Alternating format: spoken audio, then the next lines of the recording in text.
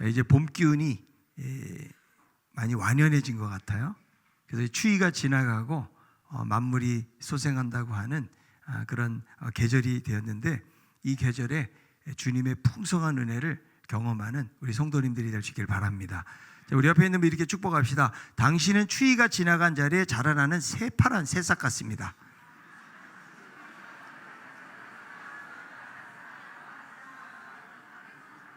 좀 새싹 같은 얼굴로 그렇게 인사를 하고 축복했으면 좋겠습니다.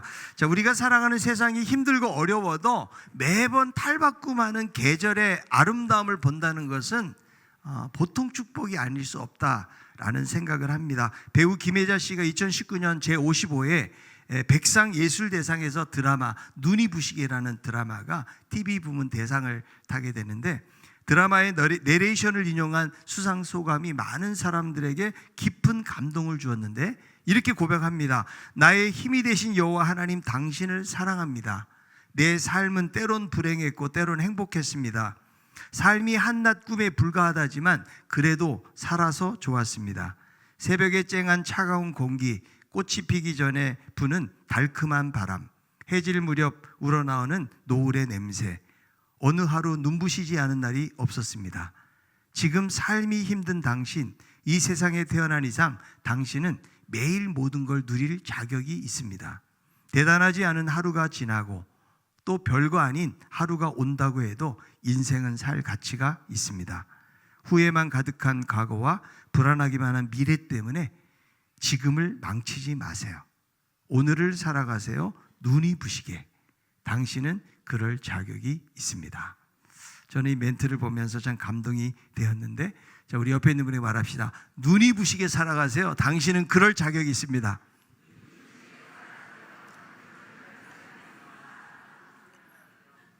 우리가 예수를 믿는 것은 날마다 눈이 부시고 기쁜 것이라고 생각을 해요. 비가 오면 오는 대로 기쁘고 바람이 불면 바람이 부는 대로 기쁜 것입니다. 주님과 동행하는 삶을 살면 항상 기뻐하면서 오늘을 살아갈 수가 있는 거예요. 후회 많은 과거와 불안한 미래 때문에 현재를 망치지 말고 주님이 주신 은혜 속에서 날마다 눈부시게 살아가는 우리 성도들이 되길 바랍니다. 자, 우리가 예수님 믿고 살아간다는 것은 그냥 부담스럽게 무언가 매어서 쩔쩔매면서 사는 과정이 아니라고 생각을 합니다. 사실 신앙생활 하면서도 예수님을 만나지 않잖아요. 모든 일이 힘들고 어렵다고 느낄 때가 참 많이 있거든요. 진정한 신앙생활은 무엇일까요? 살아계신 하나님하고 인격적인 교제를 하는 거예요. 그렇게 살면 힘들고 어려운 일이 닥쳐도 그 안에서 평안을 누리게 되어지고 날마다 주님 안에서 기쁨과 감사의 삶을 살게 되는 것입니다. 주님께서 이 세상에 오신 이유가 무엇입니까? 양들로 생명을 얻게 하고 더 풍성히 얻도록 하기 위해서 오셨다고 말씀해 주고 있어요. 여러분은 눈이 부시게 행복하고 풍성한 삶을 살고 계십니까? 살고 계십니까? 예라고 말해야 돼요. 안 하면 안 될 것 같은 분위기예요. 그런데 막상 나의 삶의 기쁨은 상실한 지 오래고 마음은 이런저런 걱정으로 가득하고 삶에 아무런 활력 없이 살아가고 있지는 않은 것인가? 매사에 감격이 없고 기쁨도 없고 자신감도 없고 무기력하게 살아가고 있지는 않느냐는 거죠. 주님은 분명히 우리들에게 풍성한 삶을 약속하셨는데 왜 막상 누리지 못하고 살아가고 있는 것일까? 나는 예수 믿는데 왜 삭막하게 살고 재미없이 살아가는 것일까? 내가 예수 믿고 있는데 왜 공허하고 피곤한 삶이 계속되는 것일까? 바로 그 이유는 주님과의 관계가 잘못되었기 때문입니다. 주님이 잘못된 것이 아니고 내가 주님과의 관계 속에서 바르게 서 있지 않기 때문에 그런 거예요. 주님과 관계가 잘못되어 있으면 우리는 주님이 약속하신 풍성한 삶을 살 수가 없고 열매 맺는 삶을 살아갈 수가 없는 거예요. 오늘 말씀을 통해서 볼 때 내가 지금 풍성한 삶을 살고 있지 못하고 있다면 우리는 열매 맺지 못하는 삶을 살고 있다는 것을 의미하고 있다는 것이죠. 그래서 어떻게 하면 우리가 열매를 맺으면서 살아갈 수 있을까 하는 것입니다. 오늘 말씀 속에서 좋은 나무는 좋은 열매를 맺게 되어 있어요. 좋은 열매를 맺기 위해서는 먼저 좋은 나무여야 된다는 거죠. 이것은 너무나 당연한 이치라는 것이죠. 자, 못된 나무에 좋은 열매가 맺을 수 없고 좋은 나무에 나쁜 열매가 맺어질 수가 없는 거예요. 마태복음 7장 17절 18절 이렇게 말씀해요. 이와 같이 좋은 나무마다 아름다운 열매를 맺고 못된 나무가 나쁜 열매를 맺나니 좋은 나무가 나쁜 열매를 맺을 수 없고 못된 나무가 아름다운 열매를 맺을 수 없느니라. 그래서 이 나무와 열매의 관계는 너무나 밀접한 거예요. 자, 이 나무가 어떤 나무인지 알 수 있는 방법이 무엇일까요? 열매를 보아야 된다는 거죠. 자, 겨울이 지나면서 나무가 있는데요, 여기에 어떤 잎사귀가 나오고 어떤 열매가 나오는지를 봐야 그 나무가 어떤 나무인지를 알 수가 있다는 거죠. 우리의 신앙도 무엇으로 확인하고 증명할 수 있을까요? 바로 열매라는 거죠. 신앙은 단순히 외적인 고백이나 어떤 종교적인 행위가 아니고 날마다 실제의 삶 속에서 맺어지는 열매로 알게 되어진다는 거죠. 그 사람이 어떤 사람인지, 그 사람이 어떤 인격을 가지고 있는지. 어떤 사람은 교회 생활은 열심히 하는데 그냥 입만 열면 누군가를 비난하고 헐뜯고 공격하고, 그렇다면 그 사람은 좋은 열매를 맺지 못하고 있다는 거죠. 말을 해도 좀 좋은 말을 해야 되는데 상대방이 들어서 그냥 기분 나쁜 말만 골라서 하는 사람이 있어요. 얼굴에 주름이 너무 많아요. 폭삭 늙었네요. 이런 소리. 아니, 속으로 생각해야지, 그거는요. 내가 이 땅에 태어난 이유가 뭡니까? 다른 사람을 기분 나쁘게 하도록 하기 위해서 태어난 건 아니잖아요. 그렇지 않아요? 우리는 그 사람 보면서 뭔가 좀 칭찬해주고 격려해주고 정말 하나님 나라의 언어를 사용하면서 이렇게 살아가야 되는데, 보통 다른 사람들에 대해 부정적이고 매사 이런 말을 내뱉는 사람들은요, 사실은 자기를 사랑하지 못해요. 내 안에 상처가 많고 내가 못마땅하니까 다른 사람도 그렇게 대하는 모습을 볼 수가 있거든요. 그래서 그 사람이 어떤 말을 하느냐가 그 사람의 인격을 결정해 준다. 요즘 트럼프가요, 너무 막말을 많이 하잖아요. 캐나다 사람들도 상처를 많이 입어가지고, 얼마 전에 우리 캐나다 우리 장성 여사님이 어느 목사님하고 함께 카페에 들어갔대요. 그래서 아메리카노 2잔을 딱 시켰는데 그 주인이 상당히 신경질을 내면서 우리는 아메리카노가 없어요 그러더래요. 아니, 카페에 아메리카노가 없는 카페가 어디 있어요? 그래서 메뉴판을 딱 보니까 아메리카노가 진짜 없고 캐네디아노가 딱 있더래. 그러니까 지난번에 여러분 트럼프가 그랬잖아요. 51번째 주로 캐나다를 그냥 이렇게 이 미국의 한 주로 삼겠다고 막 그런 막말을 하니까 캐나다 사람들이 너무 열받은 거죠.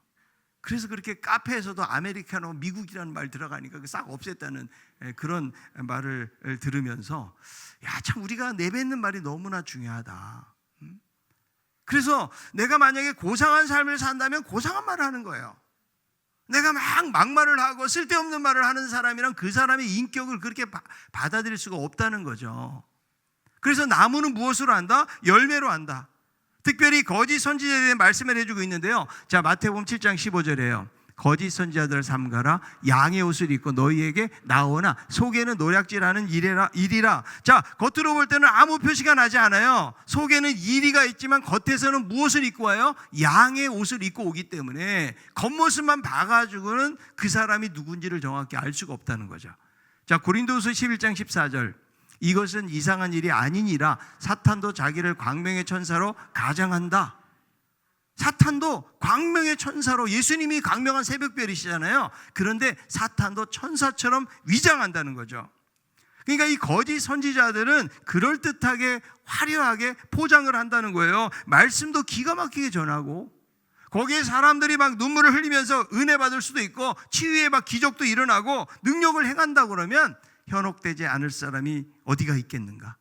나는 교회에 가서 그냥 목사님 설교 드리면 매번 자장고로 들려가지고 그렇게 막 졸고 그랬는데 누가 성경 공부한다고 그래서 함께 따라가 보니까 너무 관심 있게 잘해주는 거예요. 은혜도 받습니다. 기적도 나타납니다. 그럼 훅 하고 넘어가는 거예요. 사기치는 사람이 막 퉁명스럽고 거칠게 하는 걸 보셨어요? 너무 부드럽고 친절하게 다가오는 거죠. 왜 그럴까요? 뭔가를 겉으로 위장을 해서 잘 보이도록 하기 위해서 그런 것이죠. 그래서 겉에서는 신뢰를 주는 것처럼 상대방을 속여야 되니까 아주 부드럽게 다가오는 경우가 상당히 많이 있다는 것이죠. 여러분, 너무 갑자기 부드러워지면 좀 조심하셔야 돼. 아내가 막 평상시에는 막 함부로 하고 관심도 없다가 어느 날부터 막 갑자기 부드러워져요. 남자들 정신 차려야 돼. 한 방에 보내려고 그럴 수도 있거든요. 요즘 무서워요, 요즘 시대가. 예. 남자들도 막 갑자기 부드러지고 안 하던 행동을 해. 그 왜 그럴까? 죽을 때가 다 돼가지고. 왜냐하면 남자는 죽을 때 되면 철이 된대요. 그러면 그때 좀 더 잘해주세요. 여러분, 이 세상에는요 가짜가 많아요. 종교 사기꾼들이 많습니다. 그러니까 거짓으로 믿는 사람들을 유혹을 하는 거고요. 성경에 보면 말세가 되면 그런 사람들이 많아진대요. 우리 주변에 얼마나 많은지 몰라요. 근데 그것이 그 사람이 진짜인지 가짜인지 구별을 못하는데 성경은 뭐라고 말해요? 열매로 구분할 수 있다. 이 사람이 거짓 선지자인지 진짜인지 가짜인지 구별하는 방법이 뭐라고요? 그들의 열매를 보면 안다라고 성경은 말해요. 히브리서 13장 7절, 하나님의 말씀을 너에게 일러주고 너희를 인도하던 자들을 생각하며 그들의 행실의 결말을 주의하여 보고 그들의 믿음을 본받으라. 하나님의 말씀을 인도하는 자가 있다면 행실의 종말이 있다는 거예요. 그 사람들이. 그러니까 거짓 선지자들은 행실의 종말이 나타나요. 그것 결말이. 그걸 통해 가지고 판단하라고 말해주고 있다는 거예요. 그래서 열매가 중요하다. 겉으로 치장하고 이렇게 잘 보이는 것만 가지고는 알 수가 없다라는 거예요. 그래서 이 좋은 열매를 맺기 위해서는 나무 자체가 좋은 나무여야 돼요. 이거를 증명하는 방법은 열매를 통해서 나타나는데, 그렇다면 어떻게 좋은 열매를 맺을 수 있는가? 이 말씀을 보면 좋은 열매는 어디서 나온다고요? 좋은 나무에서. 자, 우리들은 본질적으로 좋은 나무인가를 생각해 봐야 돼요. 우리가 존재적으로 좋은 나무가 아니라면 우리는 좋은 열매를 맺을 수가 없는 거예요. 좋은 나무가 되어야 좋은 열매를 맺게 되는 것이죠. 나는 좋은 나무라고 생각하십니까? 자, 옆에 있는 분에게 당신은 좋은 나무입니까? 아주 좋은 나무처럼 우리가 미소를 줘도 그런다고 좋은 나무가 되는 건 아니에요. 나는 그래도 교회에 다니니까 난 좋은 나무겠지. 내가 봉사도 열심히 하고 예배도 잘 참석하고 그러니까 좋은 나무겠지. 그러나 종교적인 의식이나 행위에 열심히 있다고 해서 좋은 나무가 되는 것은 아니다. 자, 대표적인 말씀이 마태복음 7장 21절부터 23절까지예요. 나더러 주여 주여 하는 자마다 다 천국에 들어갈 것이 아니요 다만 하늘에 계신 내 아버지의 뜻대로 행하는 자야 들어가리니 그날에 많은 사람이 나더러 이르되 주여 주여 우리가 주의 이름으로 선지자 노릇하며 주의 이름으로 귀신을 쫓아내며 주의 이름으로 많은 권능을 행하지 아니하였나이까? 그때에 내가 그들에게 내가 너희를 도무지 알지 못하니 불법을 행하는 자들아 내게서 떠나가라 하리라. 자, 우리들도 주님을 향해서 기도할 때 주여 주여 그러잖아요. 그러나 그렇게 외친다고 해서 천국에 들어가는 것은 아니다. 내가 간절하게 주님을 부르짖는다고 해서 좋은 나무가 되는 것은 아니다. 심지어 주의 이름으로 선지자 노릇도 하고 귀신도 쫓아내고 주의 이름으로 권능도 행하니까 얼마나 대단한 일을 하고 있는 것입니까? 그런데 주님이 그들을 향해서 뭐라고 말씀하세요? 불법을 행하는 자들아 물러가라. 나 너희들을 알지 못한다라고 말씀하시는 거죠. 이 사람들이 교회를 안 다니는 사람들이 아니잖아요. 목사 노릇도 하고 귀신도 쫓아내고 권능도 행했어요. 그러나 주님은 나하고는 아무런 상관이 없다라고 말하는 거예요. 교회 다니면서도 하나님하고 전혀 상관없이 다닐 수도 있다는 거예요. 자, 그렇다면 어떻게 해야 좋은 나무가 될 수 있는가 하는 거죠. 본래 하나님께서는 인간을 좋은 나무를 만드신 거예요. 하나님이 자신의 형상을 따라 하나님께서 선하게 만드신 거죠. 그런데 선악과 사건이 뭐냐면 바로 쿠데타를 일으킨 거예요. 피조물이 하나님한테 도전하는 거예요. 자기가 하나님의 자리를 넘보고, 이 사건이 선악과 사건이에요. 그래서 인간은 이것 때문에 하나님으로부터 단절되고 그리고 본질적으로 나쁜 나무로 전락이 되었다. 자, 에베소서 2장 3절에 있는 말씀입니다. 전에는 우리도 다 그 가운데서 우리 육체의 욕심을 따라 지내며 육체와 마음에 원하는 것을 하여 다른 이들과 같이 본질상 진노의 자녀였다. 본질상 무엇이다고요? 진노의 자녀예요. 지금 못된 나무가 오늘 본문에서는 거짓 선지자지만 그런데 우리들도 원래 못된 나무였어요. 아담의 범죄로 모든 인류가 죄인이 되었기 때문에 이미 죄와 허물로 죽은 자들, 그런데 긍휼에 풍성하신 하나님의 사랑으로 우리를 살려주셨다. 에베소 2장 4절 5절 긍휼이 풍성하신 하나님이 우리를 사랑하신 그 큰 사랑을 인하여 허물로 죽은 우리를 그리스도와 함께 살리셨고 너희는 은혜로 구원받은 것이라. 이미 죄와 허물로 죽었는데 자, 왜 구원을 은혜라고 말할까? 왜 믿음을 선물이라고 말할까요? 허물로 죽었어요. 이미 죽었는데 어떻게 반응합니까? 그런데 우리가 반응하고 예수님 믿고 믿음을 갖는다는 것은 하나님이 우리를 사랑하셔서 선택하시고 우리를 구원해 주셨기 때문에 그렇다는 거죠. 그래서 그분 때문에. 자, 못된 나무가 어떻게 좋은 나무가 될 수 있을까요? 존재가 변하지 않으면 전혀 바뀔 수가 없는 거예요. 죽었다 깨어나도 안 되는 거죠. 왜? 존재 자체가 다르기 때문에. 그래서 우리들은 이방인들이고요, 다 심판과 멸망의 대상자들이에요. 그런데 하나님께서 그 사랑으로 우리들을 양자 삼아 주신 거예요. 그걸 로마서는 이렇게 표현하죠. 11장 17절.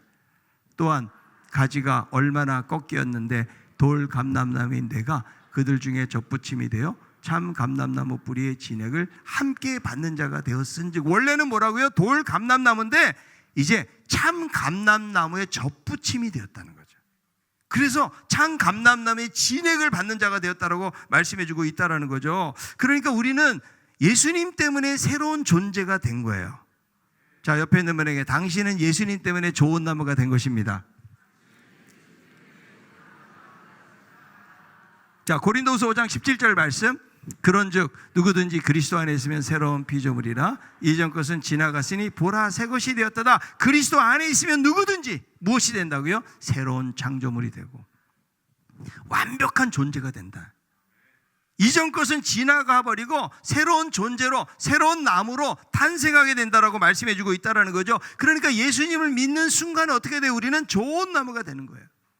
그러니까 좋은 나무는 무엇인가 하면 열매를 맺는 것은 너무나 당연한 일인데 어떻게 열매를 맺는가? 주님과 관계할 때, 주님으로부터는 영양분을 공급받을 때에 비로소 열매를 맺을 수가 있는 거예요. 그래서 요한복음 15장에 보니까 주님은 포도나무라고 말씀하시고 관계를 우리는 가지라고 말씀해 주고 있다는 거예요.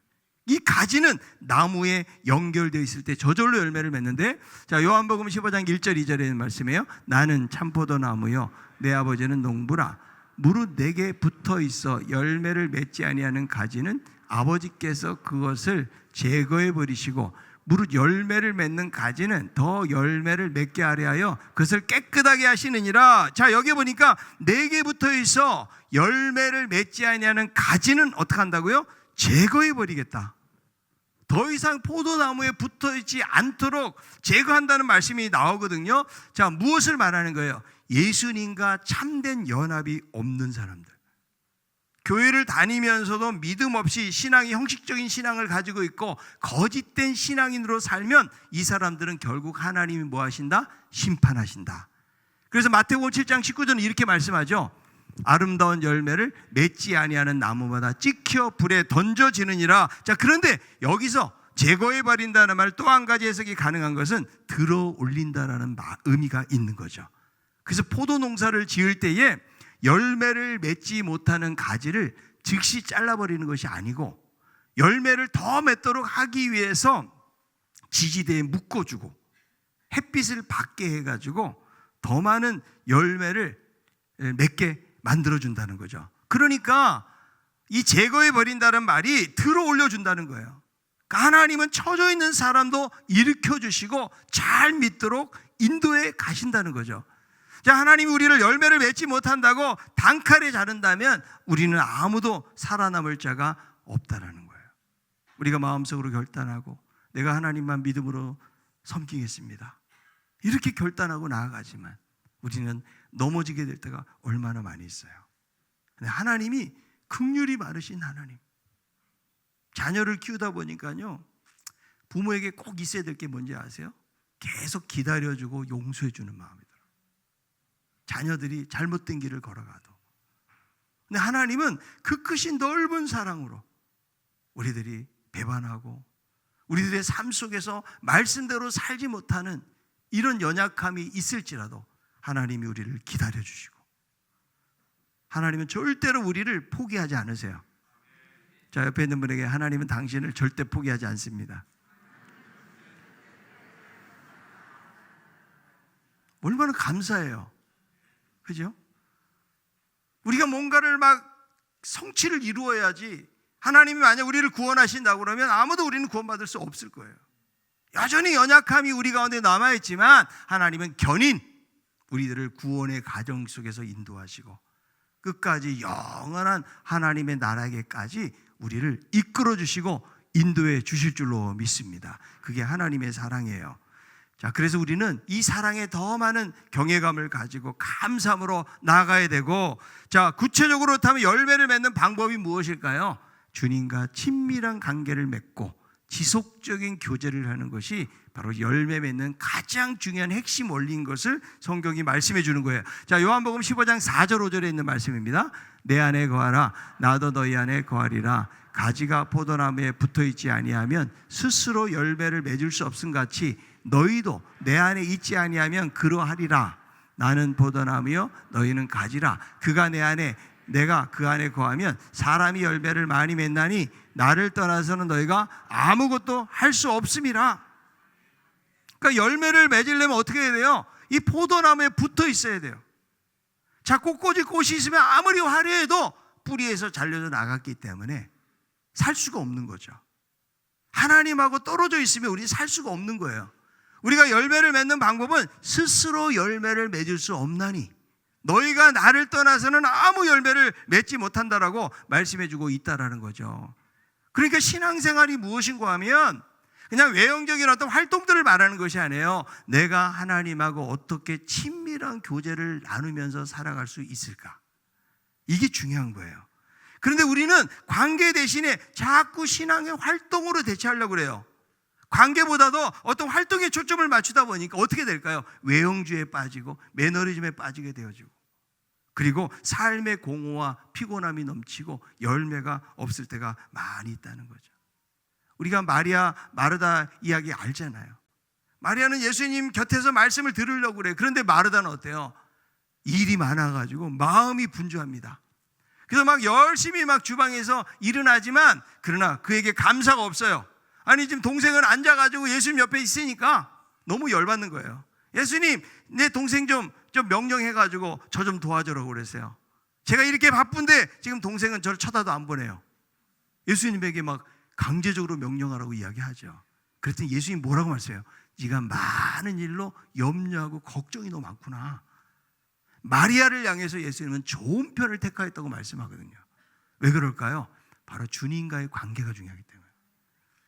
우리들도 여러분 신앙생활 하면서 내가 예배만 드리는 것만 가지고는 주님과의 관계가 충분할 수가 없어요. 이 짧은 시간 가지고는. 우리는 지금 단체로 만나는 거 하나님을요, 개개인적으로 만나야 돼요. 여러분 저하고 친하세요? 친해요, 안 친해요? 아니, 매주마다 보는데 얼마나 친할까? 그런데 저하고 커피라도 한 잔 마시고 밥이라도 한 번 먹어도 친해지지 않겠어요? 개인적으로 저하고 관계가 없잖아요. 아무리 신강교회 담임 목사를 할지라도 나하고 친하기가 어려워지는 구조예요. 우리는 이런 구조 속에 살아가는 거죠. 그러니까 하나님과 관계도 마찬가지라는 거예요. 내가 이렇게 외형적인 활동하고 막 열심을 낸다고 할지라도 하나님하고 나하고 개인적으로 만나는 그 시간이 없이는 우리는 열매 맺을 수 없다라고 말씀해 주는 거예요. 그러니까 신앙생활의 핵심이 뭐냐? 날마다 살아계신 하나님께 가까이 나아가고 그분을 개인적으로 만나는 거예요. 나에게 하나님이 어떤 하나님이십니까? 나의 삶 속에서 역사하시는 그 하나님, 개인적인 하나님을 만나야 돼요. 이 하나님을 못 만나면 안 돼. 내 삶 속에서 간증이 있어야 되는 거예요. 하나님이 나의 삶을 이렇게 인도하셔서 그래야도 굳건히 하나님 의지하며 살지 않겠어요? 남들이 그냥 교회 가니까 따라가고, 오늘 교회 가는 날이래, 그냥 따라와서 예배 드리고, 여러분 그게 무슨 의미가 있을까요? 하나님이 나를 너무너무 사랑하시니까 아무리 어렵고 힘든 환경을 만난다 할지라도 나를 사랑하는 주님이 나와 함께 하신다, 나를 동행해 주신대, 하나님이 나의 기도를 들으신대, 나의 길을 인도하신대. 여러분 이런 믿음 가지고 주님과 친밀한 교제를 나눌 때에 우리가 열매를 맺고 풍성한 삶을 살아갈 수가 있는 거예요. 자, 시편 1편 2절 3절이 그래서 이렇게 말씀하죠. 오직 여호와의 율법을 즐거워하여 그의 율법을 주야로 묵상하는 도다. 그는 시냇가에 심은 나무가 철을 따라 열매를 맺으며 그 잎사귀가 마르지 않 같으니 그가 하는 모든 일이 다 형통하리로다. 자, 누가 복 있는 자라고 말씀해요? 날마다 하나님의 말씀을 즐거워하는 사람, 하나님의 말씀을 묵상하는 사람, 이런 사람이 복 있는 자라고 이야기해 주고 있다라는 거죠. 그래서 하나님하고 관계가 잘 돼 있잖아요. 그러면 아무리 사막 가운데 있는 나무라고 할지라도 시냇가에 있기 때문에 그 나무는 시절을 쫓아 열매를 맺게 되는 것입니다. 그런데 우리가 주님 안에 있지 않고 제약된 세상의 가치관에 뿌리를 두고 있잖아요. 아무리 노력해도 우리는 나쁜 열매를 맺을 수밖에 없다라고 말씀해 주는 거죠. 자, 에레미야 17장 5절부터 8절까지 좀 길지만 읽어보겠습니다.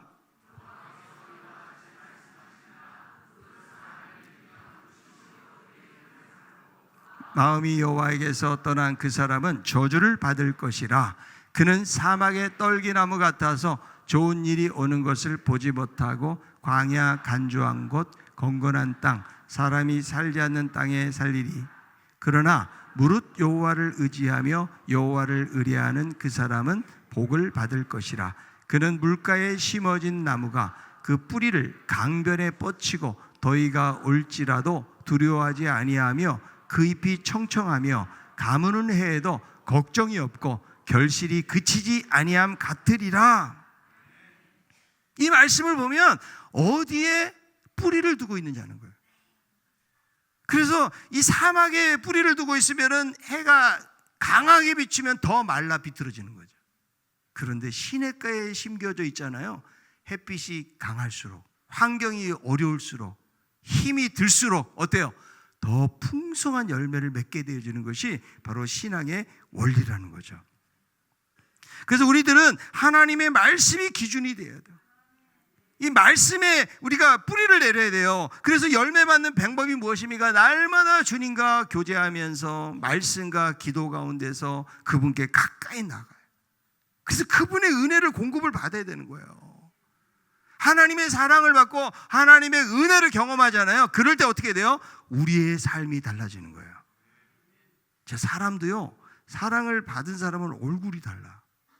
남편의 사랑을 많이 받으면 아내의 얼굴이 다릅니다. 그 아내 얼굴을 딱 보면 남편이 사랑 받는지 안 받는지 알 수가 있을 정도예요.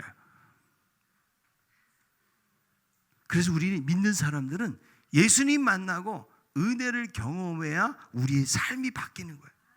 어떻게 항상 기뻐하고 쉬지 말고 기도하고 범사에 감사할 수 있을까요? 바로 은혜로 가능하다는 거예요. 살아보세요. 세상에 있는 어떤 것들 우리를 바꾸지 못한다고요. 아니, 세상의 도덕이 우리를 바꿉니까? 윤리가 바꿉니까? 여러분, 정치가 바꿉니까? 세상의 돈이 우리를 바꿀 수가 있나요? 오직 예수 그리스도가 우리의 삶을 바꾸신다는 것을 믿으시기 바라요. 여러분, 세상에 공부만 많이 한다고 해서 이 사람이 인격이 고상해지는 게 아니에요. 많이 배우고도 천박하게 살아가는 사람들이 많이 있어요. 오직 주님만이 우리를 바꾸시는 거예요. 그래서 날마다 주님 앞에 가까이 나가세요. 자, 사람도요, 어떤 사람 만나면 항상 밥도 사주고 좋은 이야기도 해주고 이런 사람 늘 만나고 싶지 않아요, 여러분? 그렇지 않아요? 그래서 여러분, 좋은 사람 만나는 게 중요한데 날마다 이 좋으신 예수님에게 나아가 보세요. 그분이 주시는 풍요함이 있어요. 부요함이 있고 감사가 있고 기쁨이 있고 주님을 가까이 할 때 그렇다는 거예요. 그래서 그 은혜를 경험하고 이 경험, 은혜가 흘러가야 된다는 거예요. 자, 지금까지 기네스북에 최고로 헌혈 많이 한 사람이 미국 미시간에 살고 있대요. 레오 포크라는 사람인데요. 20세부터 75세까지 55년 동안에 헌혈을 했는데 얼마나 많이 했는가 하면 150리터를 했대요. 아무도 감이 안 오죠. 1.5리터짜리 100개. 근데 왜 그렇게 했냐고 물었더니 자기는 10대 후반에 교회 다닐 때 성령 체험하고 십자가가 무엇인가, 내가 왜 예수님의 피를 믿어야 되는가, 그 이유를 알게 됐대요. 주님의 은혜에 너무 감사해가지고 이제 주님을 어떻게 피를 흘릴까 생각하다가 가장 구체적인 방법으로 헌혈을 하는 거라고 생각해서 그때부터 일평생 자기 몸에 있는 피를 뽑아가지고 다른 사람들에게 주었다는 거예요. 그러니까 너무 은혜가 감사하니까 그냥 내 몸에 있는 피라도 나누자, 이런 생각을 했다는 거죠. 그러니까 여러분, 주님을 사랑하면은요, 우리가 못 드릴 게 없고 못 줄 게 없는 거죠. 자, 옆에 있는 분에게 뭘 드릴까요? 제 피가 필요하십니까? 여러분, 사람은요, 사랑이라는 게 뭐예요? 자기의 소중한 거를 주는 거예요. 우리가 전도하는 것도 마찬가지입니다. 전도가 그냥 막 너무 힘든 거를 억지로 하는 게 전도가 아니라고요. 내가 예수님의 사랑을 받아보니까 이 십자가의 사랑을 알게 되니까 너무 좋은 거예요. 내가 전하지 않고 있다면 그게 너무 좋지 않다고 생각하니까 그런 거 아니에요? 우리는 음식만 어디서 맛있는 거 먹어도 소개도 막 해주잖아요. 근데 예수님이 내 인생을 바꿨는데, 그런데 예수님 우리는 얼마나 자랑하면서 살아갑니까? 정말 좋으면은요 그렇게 할 수밖에 없다는 거죠. 그래서 우리 그리스도인들은 은혜로 살아야 돼요. 은혜가 없으면 말짱 꽝이에요.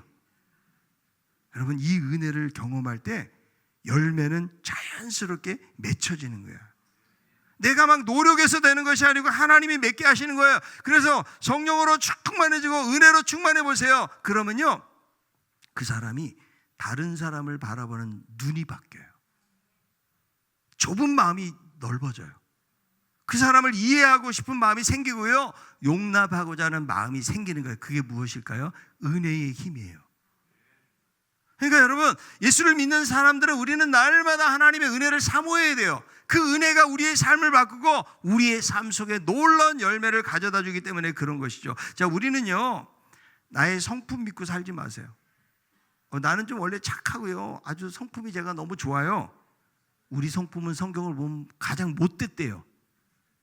에레미야가 뭐라고 그래요? 세상에서 가장 부패한 것이 뭐라고요? 사람의 마음이라는 거예요. 그러니까 우리는 아무리 착한 것 같아도 부패한 마음을 가지고 살아가고 있기 때문에 나도 내 자신을 믿지 못할 때가 얼마나 많이 있어요. 그러므로 날마다 성령님을 의지하면서 성령의 열매를 맺어가야 되는데, 이 열매는 스스로 좋은 열매를 맺을 수가 없다는 거예요. 하나님께 가까이 나가면 하나님으로부터는 그 진액을 통해 가지고 영양분 때문에 자연스럽게 열매를 맺게 되어진다. 가지가 포도나무에 붙어있기만 하면, 돌 감람나무가 참 감람나무에 붙어있기만 하면 진액을 받아가지고 거기에 아름다운 열매를 맺게 되어진다. 자, 갈라디아서 5장 22, 23절에요. 오직 성령의 열매는 사랑과 희락과 화평과 오래 참음과 자비와 양성과 충성과 온유와 절제니 이 같은 것을 금지할 법이 없느니라. 자, 9가지가 나오지만 이거 단수로 되어 있거든요. 한 가지 열매예요. 근데 무엇을 통해서 주시나? 성령을 통해서 주시는 열매라고 말씀해 주는 거죠. 내가 노력한다고 맺어지는 것이 아니라는 거예요. 억지로 만들어지지 않는다는 거예요. 성령이 우리 안에서 역사하시기 때문에 그분이 역사하시도록 우리가 순종하고 성령님의 통치를 경험하면서 살게 되어질 때에 성령님이 우리의 삶 속에서 풍성하고 아름다운 열매를 주시는 거예요. 여러분, 막 성질 날 때가 있잖아요. 이 성질이 그냥 죽습니까? 성령님이 죽여주셔야 되죠. 성령님께 맡겨야 돼요. 여러분, 내가 개인적으로 내가 착하고 좋은 성품 너무 그 좋아하지 마세요. 그런 환경이 안 돼서 그러고 있는 거죠. 여러분, 저도 막 운전할 때 보면 얼마나 힘이 드는지 몰라요. 갑자기 막 들어오거나 이러면요 막 욱하고 나갈 때가 있거든요. 저랑 운전 같이 타시면 안 돼요. 차 탈 때. 우리는 날마다 예수님 닮아가야 되는데 우리에게 과연 좋은 열매가 맺어지는가? 우리가 열매를 맺는 방법이 뭐라고요? 날마다 말씀의 뿌리를 내리고 그분의 말씀을 묵상하면서 실천하는 삶을 살아가야 되는 거예요. 기도 가운데 하나님하고 교제해서 하나님하고 정말 친해지고 가까워져야 돼요. 성령님이 우리의 삶 속에서 역사하시도록 날마다 말씀 안에서 바른 선택을 하면서 살아가게 될 때에 우리가 성령의 열매를 맺을 수가 있는 거예요. 오늘 이 말씀을 들으면서 나는 여전히 나쁜 나무처럼 살고 있지는 않는가? 우리가 정말 예수님 닮아가야 된다는 사실을 저도 신앙생활로 자꾸 잊어버리더라고요. 어느덧 내 마음이 강팍해져 있고요, 그리스도의 긍휼을 잃어버리고 사람들을 대할 때 따뜻한 예수님의 마음을 가지고 대하지 못하는 내 모습을 보면서 끊임없이 내가 예수님 닮아가야겠구나, 내가 좀 예수님처럼 조금이라도 뒤따라가야 되는데 이런 사실을 깨닫게 되거든요. 우리는 그저 자기 일에 열심히 살면 나는 좀 괜찮은 사람이라고 생각을 해요. 내가 그래도 인격이 많이 성장했다고 생각하지만 여러분 그렇지 않아요. 우리는 조금만 부당한 행위들이나 상황들을 만나잖아요. 이내 우리의 본성이 드러나게 될 때가 참 많이 있다는 거예요. 순간순간 성령님을 의지하면서 성령님 제 입술에 파수꾼을 세우셔서 정말 주님이 기뻐하시는 아름다운 하나님 나라의 언어를 우리가 말하면서 살기를 원합니다. 주님을 붙들지 않으면 어느덧 우리들은 잊어버려요. 망각하고 내 생각대로 내 원하는 대로 이렇게 살고자 하는 우리들의 모습을 발견하지 않습니까? 우리가 열매를 맺기 위해서는요, 하나님 앞에 더 가까이 나아가세요. 내가 그냥 노력하는 것만 가지고 되지 않는 거예요. 내가 가지고 있는 사랑의 이 자력의 힘만 가지고 다른 사람을 온전히 사랑할 수가 없어요. 그러나 이 그리스도의 다함 없는 풍성한 사랑이 우리 속에서 충만하고 넘치게 될 때에 우리를 통해서 예수님의 사랑이 흘러가게 되는 거예요. 거기에 열매가 있는 줄로 믿습니다. 우리는 정말 하나님 기뻐하시는 삶을 살고 있을까요? 내가 정말 삶의 아름다운 열매를 맺고 있는 것일까? 우리가 다시 한번 새롭게 결단하는 시간이 되길 바라요. 자, 이사야서에 보니까 하나님께서 어때요? 극상품의 포도나무를 심었어요. 얼마나 좋은 열매를 기대하실까요? 그런데 거기에 맺혀진 열매는 들포도를 맺히게 된 거예요. 하나님의 기대와는 상관없이 하나님도 우리를 사랑하시고 겨자씨와 같이 많은 이 길에서 볼 수 있는 그런 거를 자기 밭에다 갖다 심었어요. 잘 자라날 것을 기대하면서. 어쩌면 하나님은 좀 바보 같은 하나님이에요. 그 길거리에 많이 있는 걸 왜 자기 밭에다 심느냐는 거예요. 들포도는 들에서도 열리잖아요. 그런데 자기의 귀한 포도밭에다가 기대하면서 심었는데 어떤 열매를 기대하실까요? 정말 주님이 기뻐하시는 풍성한 열매를 기대하시는 거예요. 우리가 예수님 믿어가면서 우리의 삶에 좀 열매가 맺어져야 되지 않을까요? 우리는 늙어가는 것이 아니고 익어가는 거라고. 그리스도인으로 좀 더 성숙해지고 익어지고 나이 들수록 다른 사람들에게 더 선한 영향력을 끼치고 예수님의 모습을 드러내주고 가족들에게, 직장 동료들에게, 내가 만나는 사람들에게 예수 믿는 사람이 저렇게 정말 고상한 인격, 예수님 닮아가지고 그 성령의 아름다운 열매들을 가지고 우리가 살아갈 때에 하나님의 영광이 드러나게 될 줄로 믿습니다. 날마다 열매를 맺는 방법은 무엇입니까? 주님 앞에 가까이 나가십시오. 말씀과 기도 가운데서 엎드리고 그분이 주시는 말씀을 통해서 우리가 성령님 의지하면서 살아갈 때에 주님은 우리를 통해서 아름답고 풍성한 열매들을 맺게 하실 줄로 믿습니다. 날마다 주님 안에 거하는 삶을 살아가는 우리 모두가 되기를 바랍니다.